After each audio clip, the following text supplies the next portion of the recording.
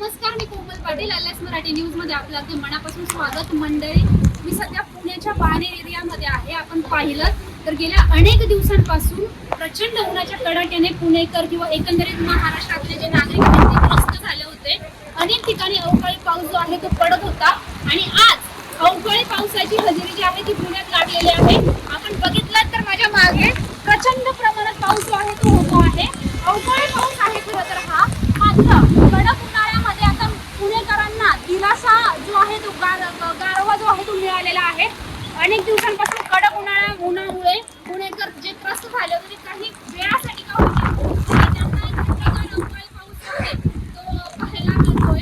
आपण बघितलं तर गारपीट जी आहे ती पुण्यात झालेली आहे. दुसरीकडे आपण